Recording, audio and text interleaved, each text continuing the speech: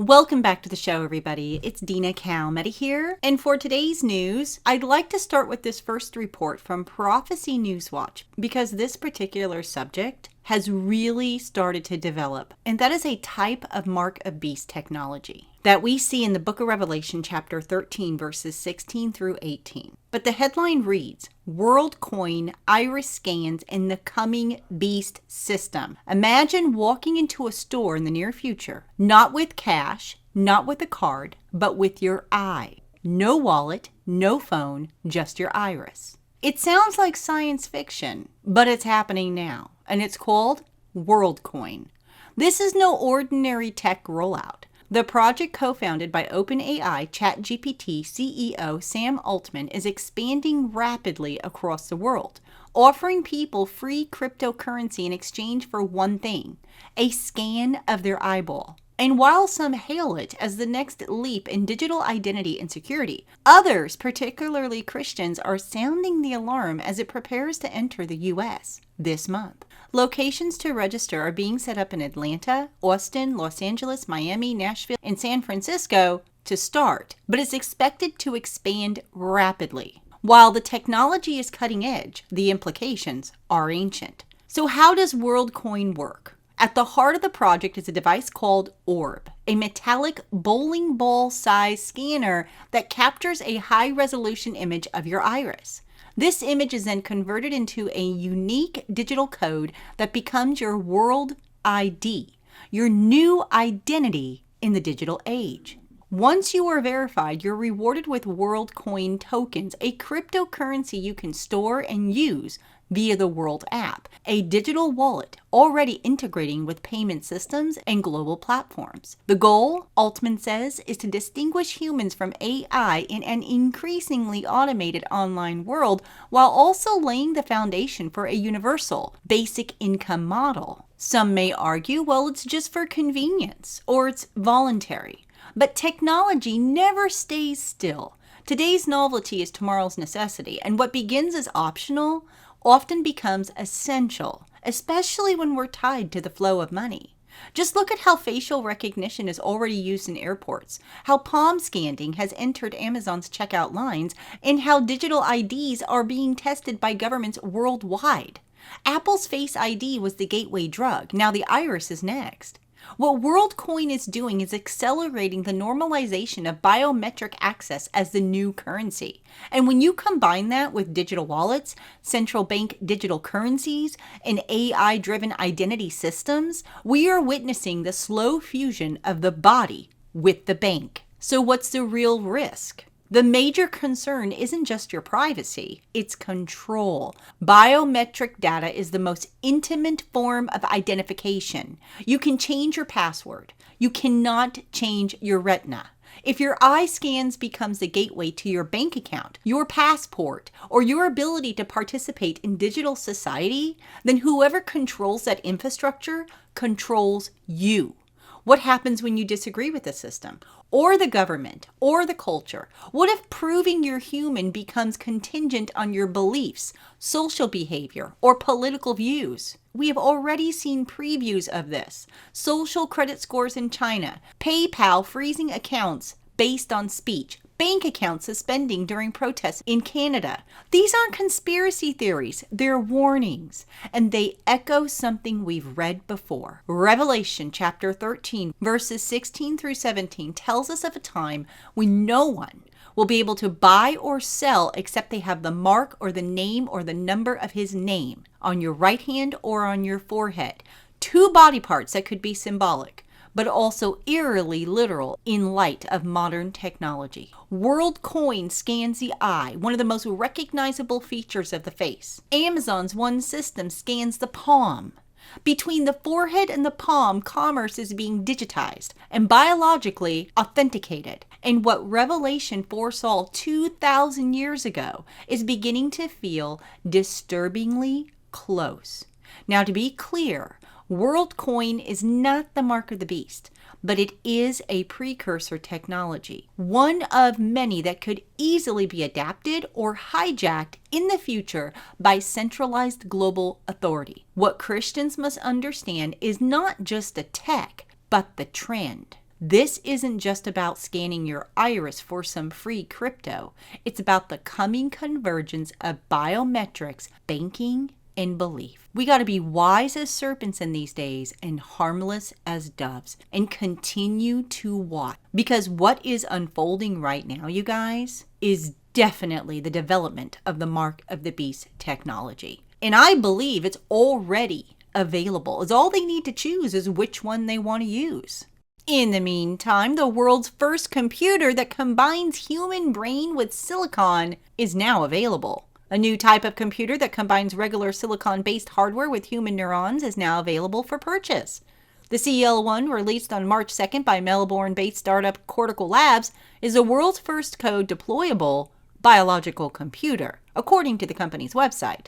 The shoe box-sized system could find applications in disease modeling and drug recovery, according to representatives. Inside the CL1, a nutrient-rich broth feeds humans neurons, which grow across a silicon chip. That chip sends electrical impulses to and from the neurons to train them to exhibit desired behaviors. The perfusion circuit component acts as a life support system for the cells. It has filtration for waste products, temperature control, gas mixing, and pumps to keep everything circulating. The system uses just a few watts of power and keeps neurons alive for up to 6 months. Scientists at Cortical Labs are still working to engineer a system that accurately represents the many types and functions of cells in the human brain with the fewest possible cells. But tools like the CL1 could help researchers develop treatments for brain-related diseases by probing how the systems learn and process information. So they are combining our brains with computers now, you guys. Again, another type of beast-like technology. Now, moving along, let's see what's happening in other news. What is going on with robots? The Sun is reporting an assault and battery, a haunting moment that a robot attacks handlers in an angry rampage as it tries to break free from restraints. What? Yeah, you heard me. One man was sitting behind a computer screen and another stood nearby. They were chatting away when the machine suddenly began moving, seemingly of its own accord. It raised its arms in the air and brought them down again, repeating the motion with increasing speed and violence. The robot then began walking forward in an apparent bid to break free from the crane. The men could be seen flinching and cowering as they moved out of its path. The computer monitor toppled into the floor and other items were knocked over the desk. Eventually, one of the men pulled the crane from behind in a bid to stop the spree of destruction. It is not clear when or where the dystopian scenes unfolded, but one viewer wrote, "So it begins." We have seen a lot of different reports in regards to robots coming unhinged. So I will make sure to leave a link for you guys again in the description so that you can go and watch this when you have some free time. But it's definitely not a good thing what's happening with these robots. Now, in the meantime, let's talk about what's happening with earthquakes, because the earth is indeed shaking. We had a 5.3 earthquake that struck West Texas on Saturday night, which was part of a swarm of earthquakes to rock the area near the Texas border with New Mexico. The earthquake struck at 7:47 p.m. about 35 miles south of White City, New Mexico. On May 2nd, a powerful 7.4 quake struck off Argentina's coast, with a warning of a tsunami. On Saturday, May 3rd, we had a 6.0 hit in Indonesia. We had a 6.0 earthquake that hit the southern East Pacific Rise. These earthquakes are getting bigger and bigger, you guys, and much more frequent. On May 2nd, severe thunderstorms hit Delhi NCR, which brings a second highest May rainfall since 1901 and leaves 7 dead across northern India. What very sad news there. On May 1st, we had an EF tornado with maximum winds of 110 miles per hour. Unfortunately, it injured one person, destroyed one home, and damaged at least 14 others. A second brief tornado touched down over open country later the same day. We are seeing a lot of crazy weather these last few weeks. Speaking of which, severe hailstorms hit Paris on May 3rd as a low-pressure system over the Iberian Peninsula triggered widespread storms across southern France. In other news, the Jerusalem Post is reporting that U.S. President Trump is expected to hold a summit with Gulf leaders during a visit to Saudi Arabia in mid-May. The visit, which will be Trump's first official foreign trip since taking office in January, signals the administration's growing focus on economic ties and investment opportunities with Gulf nations. Officials stated that the summit will give Trump a stage to outline his regional strategy and define the contours of U.S. engagement in the Middle East. The Saudi Crown Prince is preparing to invite others from all 6 member states of the Gulf Cooperation: the United Arab Emirates, Bahrain, Kuwait, Oman, Qatar, and Saudi Arabia, of course.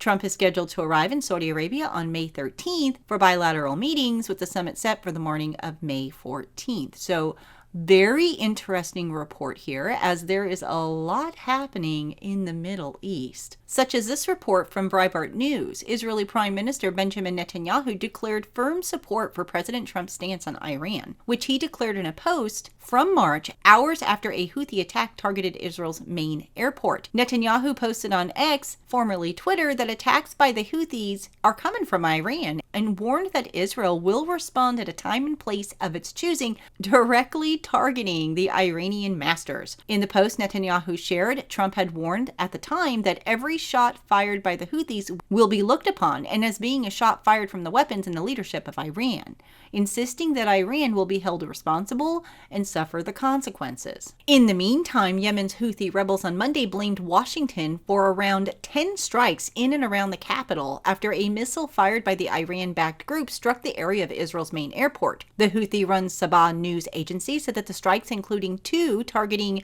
Arbonne Street in the capital, as well as 1 on the airport road, blaming them on American aggression. Iran's defense minister on Sunday said that Iran would strike back if the U.S. or Israel attack. He said if this war is initiated by the U.S. or the Zionist regime, Israel, Iran will target their interests, bases, and forces wherever they may be and whenever deemed necessary. Now, speaking of the Middle East, prophetic tremors are shaking the soils. As war rages in Gaza, the talk of peace is already escalating, not just a truce, but something far bigger, more historic, and perhaps far more dangerous. The same voices are now urging Israel to finish off Hamas, are also beginning to whisper of regional realignment, the expansion of the Abraham Accord, and a sweeping deal with the Arab world. For those who study prophecy, these aren't just headlines, they're harbingers. Strategic Affairs Minister Don Dermer, a key figure in Israeli diplomacy, has emphasized that a decisive victory over Hamas is essential for Israel to secure broader peace agreements with Arab nations. He said that in the Middle East, when you win, when you're strong, that's what attracts others. In a podcast appearance, Dermer argued that Hamas would have to be defeated before a real plan for the day after could be created. Now, any plan put forward by Israel would be dead on arrival and would be automatically opposed by any local faction, according to Dermer. Therefore, the international community and moderate Arab states, especially in the Gulf region, should be an integral part of the post-war plan, he said. The Abraham Accords could possibly be part of this process. Initiated in 2020, marked a significant step in normalizing relations between Israel and several Arab nations, including the United Arab Emirates and Bahrain. There is an ongoing speculation about the potential inclusion of Saudi Arabia and Syria in these accords. However, Saudi Arabia has made it clear will only join when a much larger plan is put into place that will involve the Palestinians. Now, if Saudi Arabia does join, it's expected to open the floodgates to many other Arab nations. If Saudi Arabia was to propose a much larger agreement with many more nations, one could actually see how this might start to look prophetic, or at least create the precedent for more agreements to follow. Many Christian theologians interpret Daniel 9:27 as a prophecy concerning a future 7-year peace agreement involving Israel. This period, often referred to as the 70th week of Daniel or the tribulation period, is believed to be initiated by a covenant confirmed by a prominent world leader, commonly identified as the Antichrist. The verse states that he will confirm a covenant with many for 1 week, but in the middle of the week he will put an end to sacrifice and offering.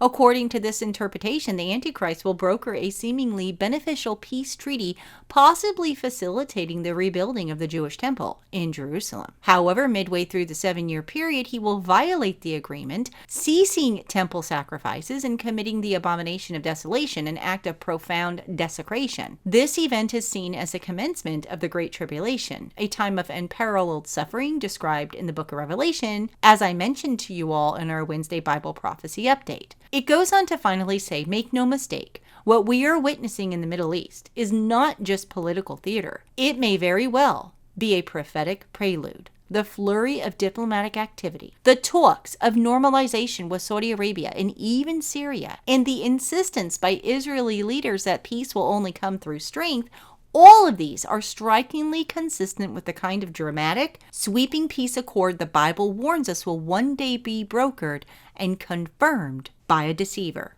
aka the Antichrist. So we got to keep a close eye on the Middle East, you guys, particularly where it concerns Israel, because Israel is God's prophetic timepiece. The tribulation will start when that covenant is confirmed with the Antichrist. Now, prior to that, many believe that the rapture needs to happen first because the Antichrist is not revealed until after the rapture. So a very interesting piece here from Prophecy Newswatch. Breitbart News is also reporting that Trump will not run for a third term. The president said that so many people want him to do it, but that to the best of his knowledge, according to the Constitution, he's not going to be able to do it. And he said he's not looking to run for a third term. He says he is looking to have 4 great years and turn it over to somebody else. So for those that were worried that President Trump was going to run a third term, put your hearts at ease. That's not the direction that it's going to go. On the other hand, we got some very interesting news here. President Trump has vowed to rebuild and open Alcatraz as he seeks to crack down on violent criminals. In a post shared to Truth Social on Sunday night, Trump said that the reopening of the Alcatraz will serve as a symbol of law, order, and justice. He has directed the Bureau of Prisons to work alongside the Department of Justice, the FBI, and Homeland Security to reopen a substantially enlarged and rebuilt Alcatraz. He said that the notorious facility, which once held famed gangsters as Al Capone, will house America's most ruthless and violent offenders. So those are your headlines for today. Please do leave your comments below this video. I'd love to hear from all of you. Also, when you have a free moment, come and visit us on our social media pages, as well as our website at www.cww7news.com. All right, everybody, have a great day, and I will see you back here on Wednesday. God bless.